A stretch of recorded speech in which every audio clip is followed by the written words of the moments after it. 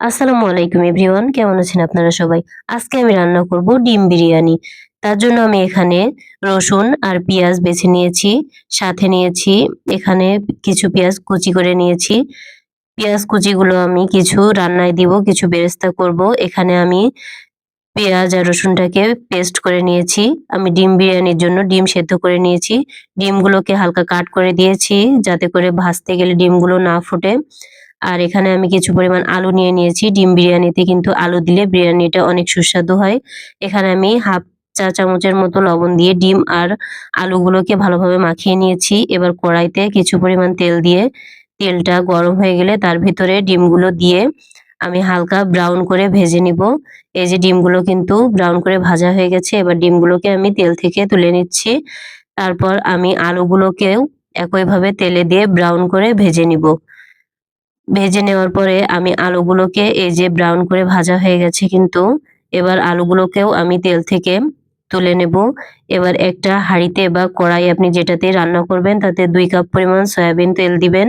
তেলের ভিতরে গোটা দারচিনি, এলাচ আর তেজপাতা দিয়ে কিছুক্ষণ নাড়াচাড়া করে নিতে হবে। তারপর এতে দিয়ে দিতে হবে 1 কাপের মতো পেঁয়াজ কুচি। পেঁয়াজগুলোকে কিছুক্ষণ নাড়াচাড়া করার পরে যখন পেঁয়াজগুলো সফট হয়ে আসবে তার ভিতরে দিয়ে দেব আমরা সেই রসুন আর পেঁয়াজের পেস্ট। সাথে দিয়ে দেব 1 টেবিল চামচ পরিমাণ আদার পেস্ট দিয়ে তারপরে এগুলোকে কিছুক্ষণ নাড়াচাড়া করব। নাড়াচাড়া করে এর ভিতর আমরা দিয়ে দেব রাঁধুনি বিরিয়ানি মশলা। আপনারা অন্য কোম্পানিরও দিতে পারেন, যার যেটা ইচ্ছা সে সেটা দিতে পারেন। আমার রাঁধুনির পছন্দ তাই আমি 2 চামচ পরিমাণ রাঁধুনি বিরিয়ানি মশলা দিয়ে দিয়েছি। তারপর এর ভিতর দেব 1 চামচ পরিমাণ জিরার গুঁড়া, 1 চামচ পরিমাণ লাল মরিচের গুঁড়া আর স্বাদমতো লবণ দিয়ে এটাকে ভালোভাবে নাড়াচাড়া করব। কিছুক্ষণ নাড়াচাড়া করে নেওয়ার পরে এর ভিতরে আমরা দিয়ে দেব হাফ কাপের মতো পানি।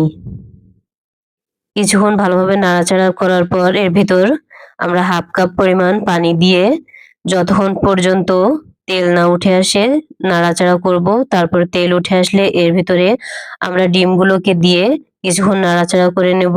ডিমের ভেতরে মশলা যাওয়ার মতো কোনো ব্যাপার নেই, তাই হালকা নাড়াচাড়া করেই ডিমগুলোকে আমরা একটা পাত্রে উঠিয়ে নিব।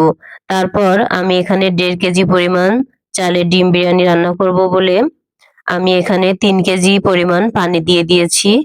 পানি দিয়ে এর ভিতর আমি দিয়ে দিব স্বাদমতো লবণ আর দিয়ে দিব কাঁচা লঙ্কা।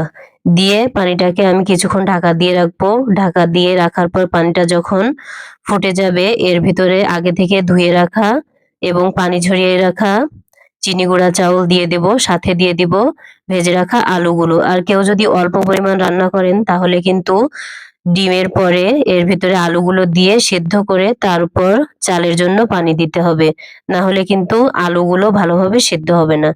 এরপরে সবকিছু দিয়ে ঢাকা দিয়ে রাখার পরে যখন চালের পানিটা এভাবে শুকিয়ে আসবে তখন এর ভিতরে আমরা দিয়ে দেব সেই উঠিয়ে রাখা ডিমগুলো। ডিমগুলো দিয়ে আমরা ভালোভাবে বিরিয়ানিটাকে নাড়াচাড়া করে নিব। তারপর এর ভিতরে দিয়ে দেব আমরা গুঁড়া দুধ। গুঁড়া দুধ দেওয়ার ফলে কিন্তু বিরিয়ানির স্বাদটা অনেক সুন্দর হয়। তারপর আমরা এর উপর ছিটিয়ে দেব কেওড়ার পানি। দেওয়ার পর আমরা সেই পেঁয়াজ কুচিয়ে বেরেস্তা করে রেখেছিলাম সেটার উপর ছিটিয়ে দিব। দিয়ে বিরিয়ানিটাকে ভালোভাবে নাড়াচাড়া করে নিব। তারপর গরম গরম পরিবেশন করুন শসা, পেঁয়াজ আর লেবুর সাথে। সবাই বাড়িতে ট্রাই করে দেখবেন এবং জানাবেন কেমন লাগলো ডিম বিরিয়ানি।